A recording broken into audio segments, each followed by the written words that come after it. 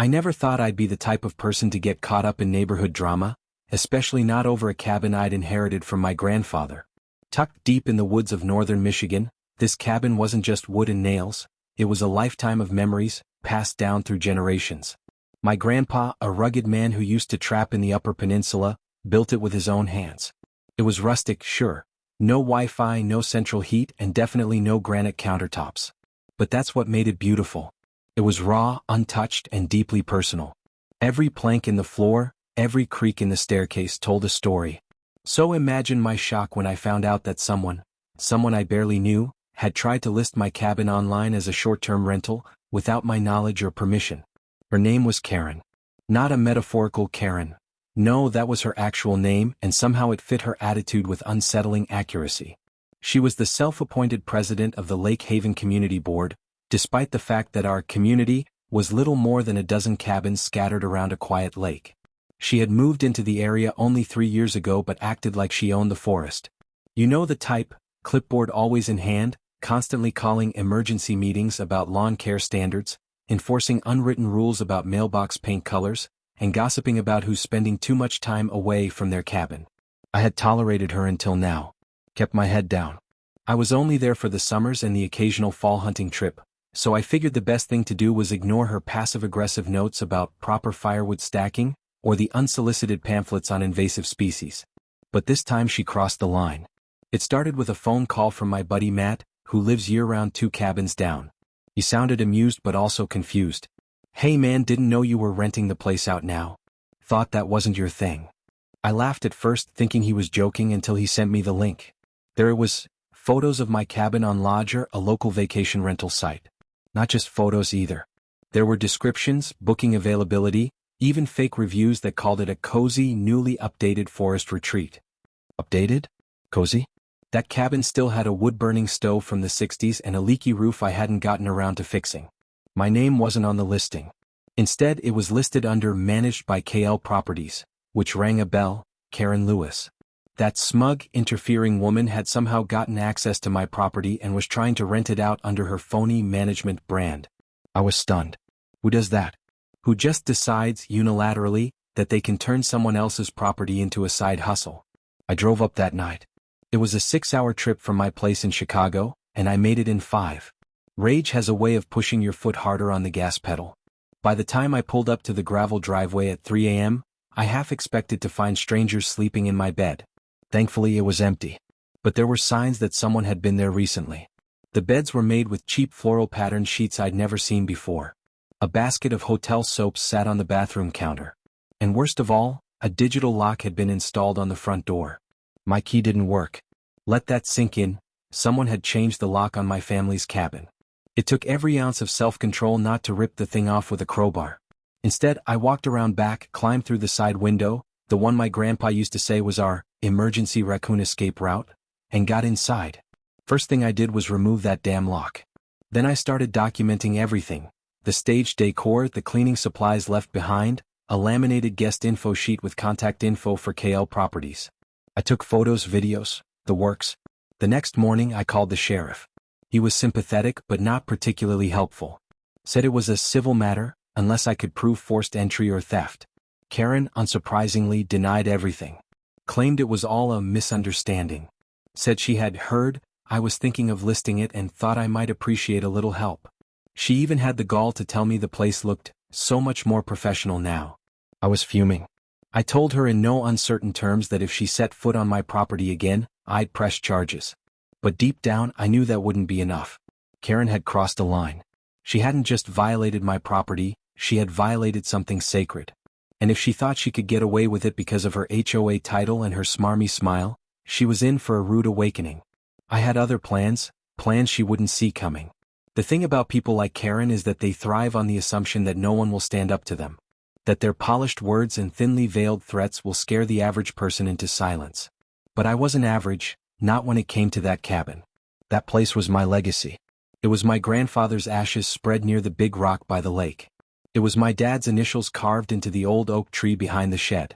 It was every summer evening spent on the porch watching fireflies and every snow-covered winter memory with a fire crackling inside. Karen had trespassed, not just physically but emotionally. and I wasn't going to let it slide. After that first confrontation, I didn't speak to her for 2 days. But I watched. I documented. I called lodger, posed as a customer, and asked questions about the listing. When they told me the property manager had already received 3 bookings for the next month, I nearly exploded. That meant she had not only faked the listing but had entered my home multiple times, cleaned it, staged it, and photographed it, all without my knowledge. That was more than presumptuous. That was criminal. But I needed proof. So I installed cameras, discreet ones. One in the corner of the porch facing the front door, one just above the woodpile, and another tucked inside behind a cabin beam. Then I waited. Sure enough, on a Friday afternoon, a red SUV pulled into the gravel drive. Out stepped a young couple dragging 2 oversized roller suitcases. I stayed hidden in the trees, heart pounding. They typed something into the keypad Karen had installed, which I'd removed but then reattached temporarily, and waited. Of course the lock didn't work. After 3 tries the girl called a number on her phone. 10 minutes later, a silver Subaru pulled up. Karen. Wearing sunglasses and a peach-colored fleece vest, acting like she owned the place. She walked up to the couple, laughing and waving a clipboard around like she was running a boutique resort. I crept closer, phone in hand, recording everything from the cover of the woods. I caught the moment her expression twisted as she tried to unlock the door and failed. She made a joke to the couple about technical glitches, and then started to text, probably me. Within seconds my phone buzzed. A message from an unknown number. Hi. Sorry to bother, this is Karen from KL Properties. Just checking, did you by chance change the front lock again? Got guests waiting, smiley face. I smiled. This was my moment. I stepped out of the woods and walked toward the cabin, slow and deliberate like a sheriff in a western. Karen's face paled the second she saw me. The couple looked confused, then concerned. I walked right up to them and said, "Hi, I'm the actual owner of this cabin. You've been scammed." Dead silence. Karen started stammering. This is all a misunderstanding, I told you." "No," I cut her off, holding up my phone with the recording. "You've entered my property illegally. You've made money off of it. You've misrepresented ownership. That's not a misunderstanding. That's fraud." The couple looked horrified. "Are we going to be in trouble?" "Not at all," I said, turning to them. "But I'd get a refund from her ASAP."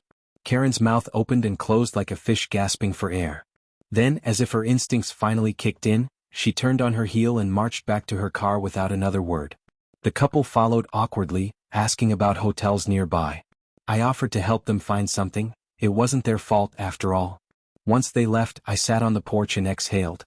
I had her. On camera. In person. Red-handed. But I wasn't done. That night, I sent the footage and screenshots to a lawyer friend back in Chicago. She advised me to file a cease and desist and press charges for trespassing and attempted fraud. I filed both on Monday. I also posted the full story with video to the Lake Haven Community Board's website. It spread like wildfire. Turns out I wasn't the only one Karen had meddled with. She'd reorganized a neighbor's garage without asking. Tried to enforce dock usage limits with no legal authority. Even let herself into another cabin once to check for mold. The board called an emergency meeting. Karen didn't show up. She resigned via email 2 days later, citing a toxic and hostile environment. Her house went up for sale that month. She thought she could get away with it. She thought I'd roll over. But what she didn't understand, what people like her never understand, is that some places aren't just buildings. They're sacred. And when you try to profit off someone else's memories without their permission, you find out real quick that not every cabin in the woods is yours to list. You'd think that would be the end of it. Case closed. Karen, humiliated, kicked off her imaginary HOA throne, and forced into a hasty real estate exit. But people like Karen don't just disappear quietly. They reseed, regroup, and try to slither back in from another angle. That's what made her dangerous. Not her clipboard or her smug tone, but her persistence. And sure enough, 2 weeks after she vanished from Lake Haven, a for sale sign went up in her yard. But there was something strange about it. No realty branding, no agent contact info, just a number handwritten in red marker. That was my first red flag. The second came when Matt, my year-round neighbor, called and said, "Hey bro, I just talked to a guy out front of Karen's old place. Says he's thinking of turning it into an eco-stay hub, and mentioned your cabin like it was part of the package." I stopped mid-chop, axe hanging above a log. "What do you mean, part of the package?" Matt sighed. He said he was told the lot included shared access to surrounding properties, yours included. I told him that was BS, but he looked confused like it was in writing. I drove over within minutes. There he was, some smooth-talking, Patagonia-wearing startup type with a Tesla parked half in a ditch, measuring Karen's porch with a laser pointer. His name was Preston and he spoke in buzzwords: wellness-based lodging, reconnecting guests with unfiltered natural spaces, data-driven off-grid analytics. I asked him point-blank where he got the idea that my cabin was part of any deal. He smiled like I was a child who didn't understand grown-up business. Well, the seller indicated that several nearby lots had informal agreements around communal ecotourism potential. Nothing legally binding, of course, he said with that annoying startup shrug. But the vision was compelling. Compelling? I almost laughed. That wasn't a vision, that was a fantasy. I looked him in the eye and said, "Let me make this real clear. My cabin isn't part of any eco-anything. You set 1 foot past my tree line, and I'll have you trespassed like the last idiot who tried." He seemed rattled but not enough to walk away. That's when I realized something chilling. Karen wasn't just selling her house.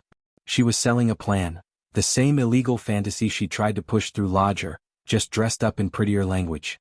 And she was using me to pitch it. So I dug. I requested a public record search through the county clerk's office and found that Karen had quietly filed a proposal before she left.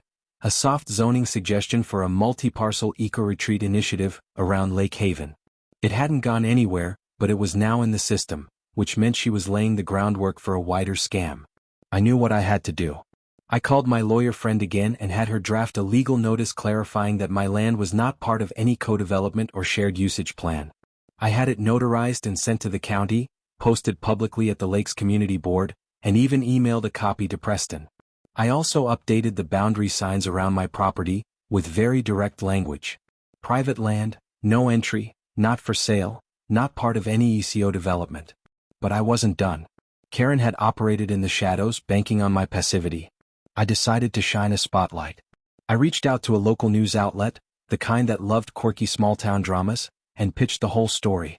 I gave them every receipt, screenshots, the video, the proposal, even emails from guests who'd been duped. They ran it under the headline: "Fake Landlady, How One Woman Tried to Airbnb a Cabin She Didn't Own." It blew up. By the end of the week, Karen's house sale had fallen through. Preston vanished. And the Lake Haven board issued a formal update amending the community charter to prevent future, unverified rental schemes. They even asked me to take Karen's old role, which I respectfully declined. I wasn't in it for power. I just wanted peace, and a fire pit that didn't come with zoning headaches. That summer I spent more time at the cabin than I had in years. Chopped wood, cleaned the gutters, patched the leaky roof. Matt and I rebuilt the dock. We even held a little cookout for the other cabin owners, and for the first time, Lake Haven felt like a real community, one without clipboards or fake listings. But every once in a while I still get calls. People asking if the Eco Cabin Collective is open for bookings. I just tell them the truth. This place isn't for rent. It's for remembering.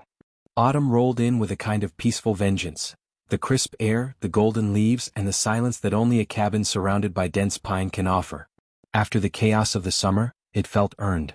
I hadn't heard a word from Karen since the article dropped, and as far as I knew she was long gone, probably somewhere still trying to sell someone else's dream wrapped in stolen buzzwords. I thought it was over. But peace doesn't last forever, especially when a storm has been brewing quietly beneath the surface. It started with a letter. Not an email. Not a call. An actual letter, delivered in an unmarked envelope and left under a rock on my porch. No stamp, no return address. Just a neatly folded sheet of paper with the words, "You may have won the first round, but you don't own the lake." At first I laughed. Honestly, it was almost pathetic, like a villain in a bad movie leaving cryptic notes after being defeated. But then I read it again. "You don't own the lake." That line stuck with me. I didn't own the lake, of course, no one did. It was public water, technically accessible through a small state-maintained launch about a mile down the road. But Karen had always been weirdly obsessed with the lake, calling it underutilized community capital, and pushing ideas about docks, yoga platforms, and floating fire pits. She even once said in a board meeting that the lake had potential to be monetized more meaningfully. I kept the letter but tried not to overthink it. Maybe it was just a last petty jab before she disappeared for good.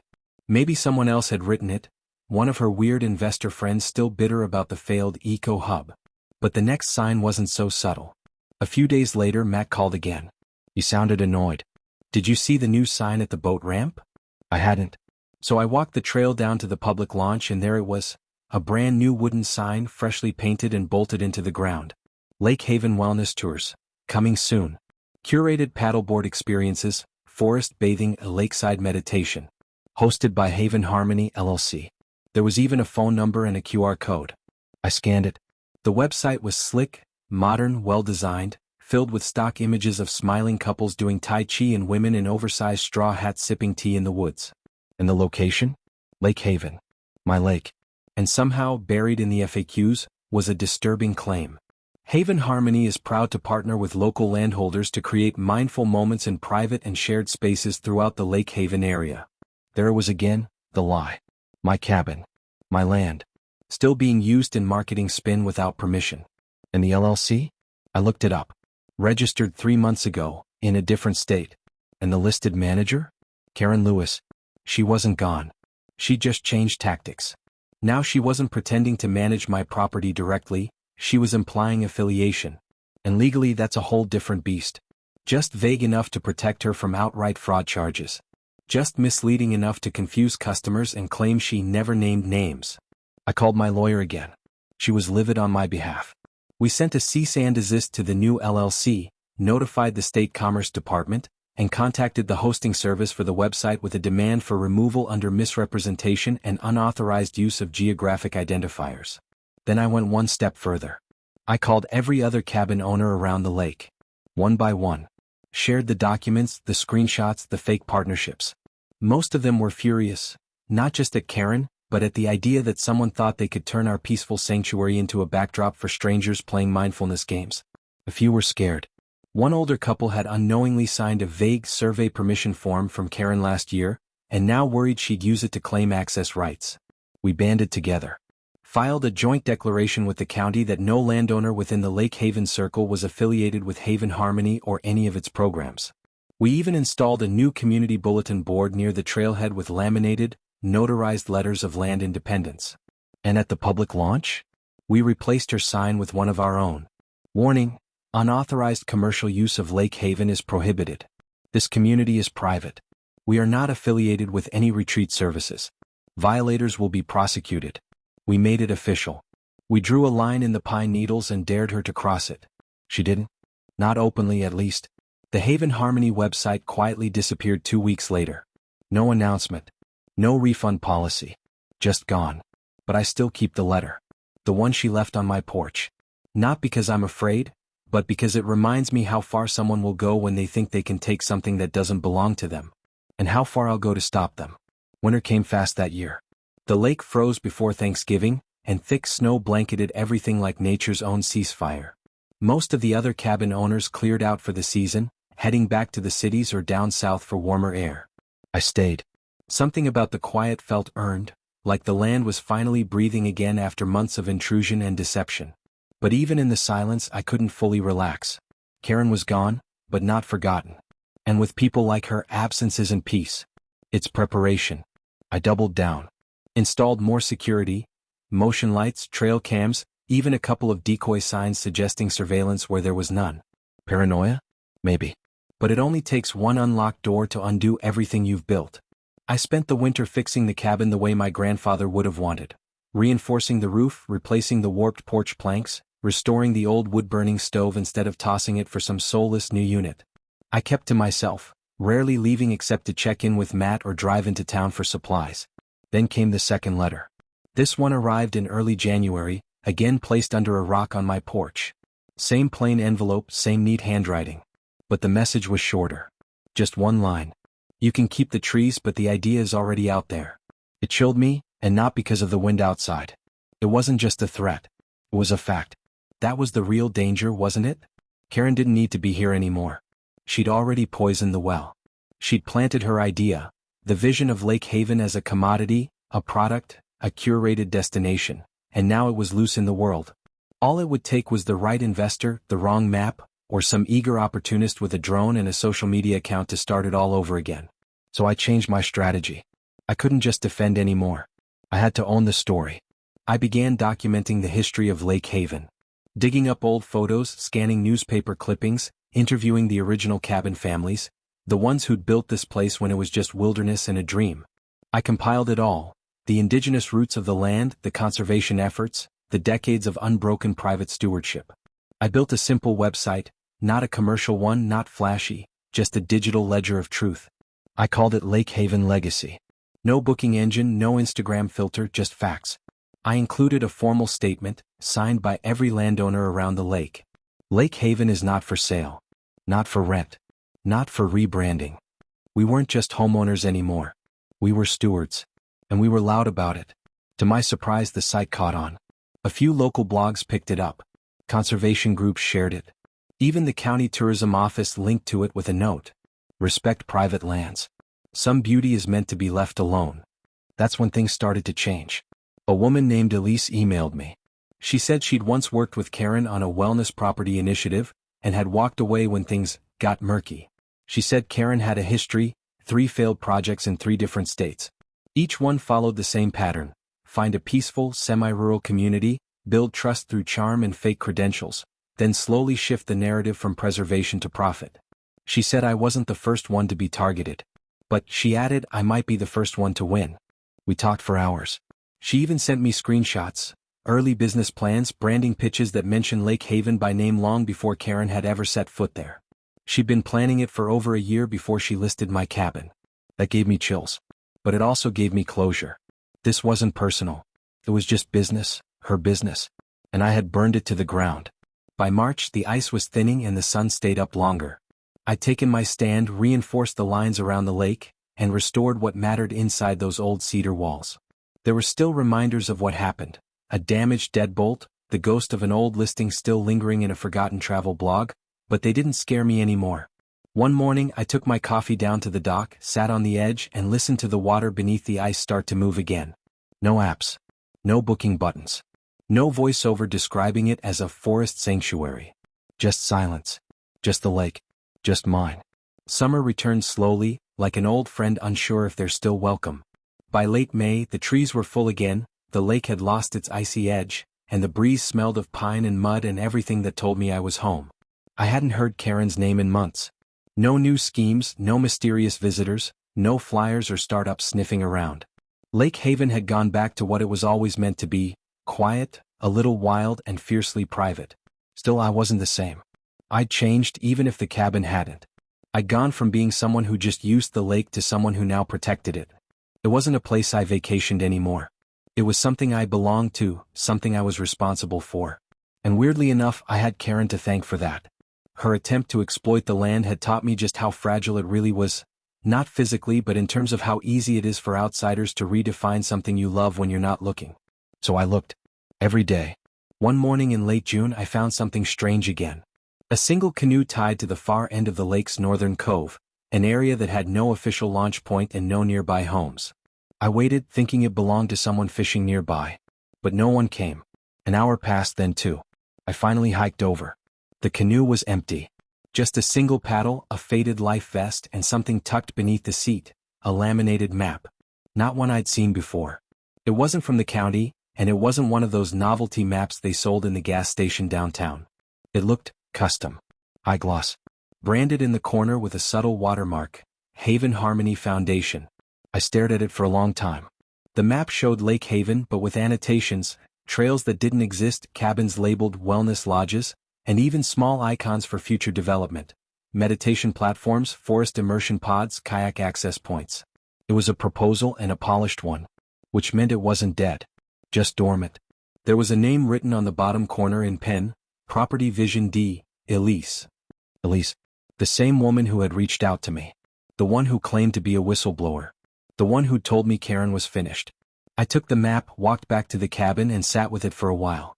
Tried to decide what I felt. Betrayal? Anger? Maybe just confirmation that I had been right to stay vigilant. Either way, I now knew the idea hadn't died. Karen may have burned out, but someone else had picked up the matchbook. But I didn't panic. This time I scanned the map, emailed it to my lawyer, and added it to the archive on the Lake Haven Legacy website. With a note beneath. The vision may shift faces and names, but the lake remains ours. If they come again, we'll still be here. And I left it at that. Because the truth is, there will always be people like Karen.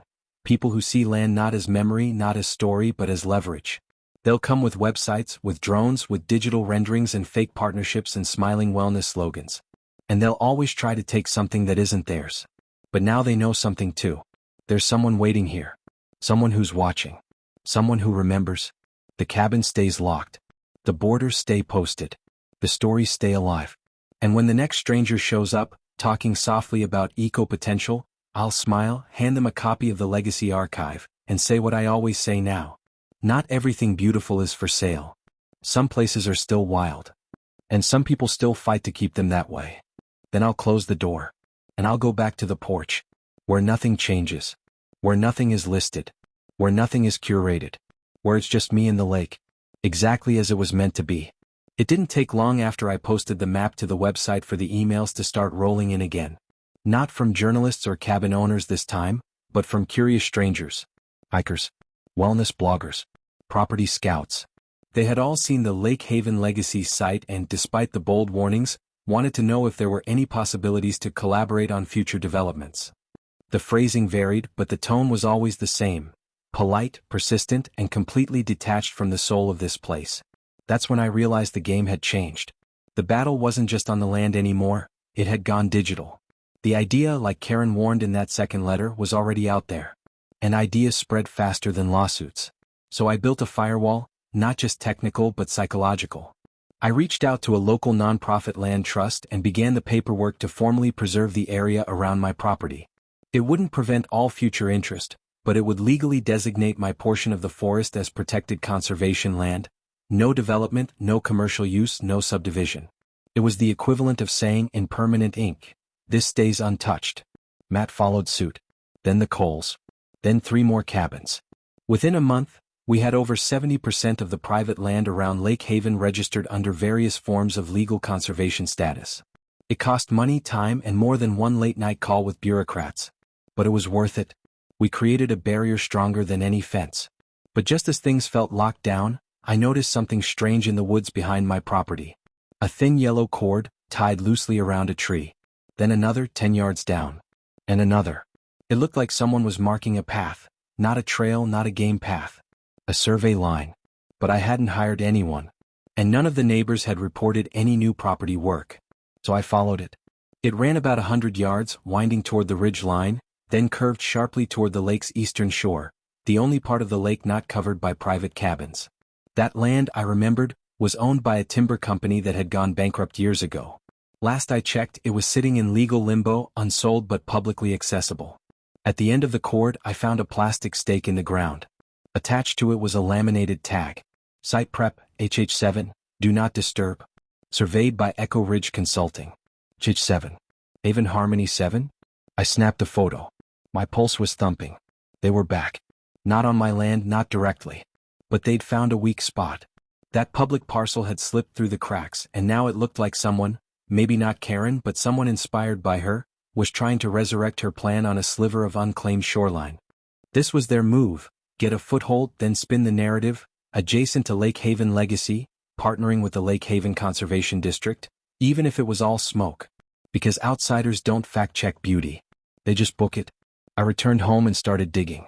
I found Echo Ridge Consulting listed in a small business directory, brand new, formed only 8 months ago. Its registered agent? A lawyer out of Austin, Texas. No ties to the area. But the website for Echo Ridge was suspiciously familiar. Minimalist design, vague promises of eco-minded retreat strategy, and no named staff. Just a logo, a curled leaf in a circle. Exactly like the one Karen had once used in a PowerPoint she sent to potential investors. She wasn't gone. She was quiet. And that was worse. I called the county land office again and asked about the parcel on the east side. The clerk told me it had recently been reactivated under a holding company, Green Knot Holdings. No development permits filed, yet. But a pending zoning application was under review. Filed only a week ago. I hung up and called Matt. They're moving again, I said. Different face. Same game. Do we fight it? He asked. I paused. We document it. And this time we go public before they get momentum. He agreed. This wasn't about revenge anymore. This was a long-term campaign. And I was in it for the long haul. We held a meeting, the first true Lake Haven gathering since the chaos with Karen. No clipboards. No power trips. Just 10 property owners in flannel, mud-covered boots and coffee thermoses, seated on picnic tables by the dock. I passed around the photos, the zoning filings, the survey markings. Everyone saw it coming now. The message was clear. If we don't stand together again, they'll divide us. We can't stop them from buying that land, I said. But we can control the story. We can make it very clear, publicly, that no part of our legacy is for sale now or ever. So we built a plan. We started with the county zoning board. Wrote formal objection letters, cited environmental concerns, wildlife disruption and risk to watershed integrity. Matt's wife, who taught ecology at the local community college, drafted a report that laid out in brutal detail what construction on that eastern shore would do to the delicate frog population that spawned in the wetlands. Turns out frogs are great for stopping development. Next, we went media again, but smarter. Not just local news but targeted outlets. We sent press packets to conservation blogs, nature magazines, even an environmental TikTok influencer Matt's niece followed. Within a week, videos were circulating showing footage of Lake Haven with hashtags like hashtag Leave Lake Haven Alone and hashtag Not For Rent trending locally. Then came the open letter. We published it across local newspapers and websites. It was titled, "This Land Is Not a Brand." It read in part, "Lake Haven is not a resort. It is not a retreat. It is not an investment opportunity. It is a home, a history, a memory shared between generations who have chosen to protect it instead of profit from it. We will not allow our stories to be sold by people who never lived them." That one hit. 2 days later, the zoning application was paused. Under review pending public comment. A small win. But we knew better than to let our guard down. That night, I sat on the porch and read Karen's second letter again. You don't own the lake. And maybe she was right. Maybe legally, spiritually, philosophically, none of us own the lake. But we belong to it. And there's a difference. Ownership can be bought. Belonging has to be earned. Part 9, approximate, 800 words. A few weeks passed. No new applications. No surveyors. The Echo Ridge website went dark, again. The canoe disappeared. For a while it felt like maybe we'd won again. Or at least bought time. Then something unexpected happened. I got a call from Elise. Yes, that Elise. The woman who'd once claimed to warn me about Karen. The same one whose name had appeared on that laminated map. She sounded tired. "I didn't know she'd keep going," she said. "After everything. I walked away from it, I swear. But she's obsessed. Not with money. Not even with the land. With rewriting what it means." I didn't say anything. Just listened. She thinks places like Lake Haven don't deserve to be private. She thinks beauty should be monetized. That limiting access is selfish. She truly believes she's saving something. That was the moment I realized. Karen didn't just want to steal a cabin. She wanted to steal meaning. Turn something sacred into something marketable, flatten the soul out of it and call it accessible. "I can't stop her," Elise said. "But I thought you should know, she's planning to come back. Not legally. Not openly. But she'll be there." "When?" I asked. "Soon." I hung up and packed a bag. I didn't call Matt. I didn't email the group. I didn't post anything. I just drove north. Reached the cabin before dawn, walked out to the ridge where the trees thinned near the lake's edge and waited. And that's where I'll leave you for now. Because some stories don't end with court filings or angry headlines. Some stories end in silence. In standing between what was and what must be protected. In holding the line.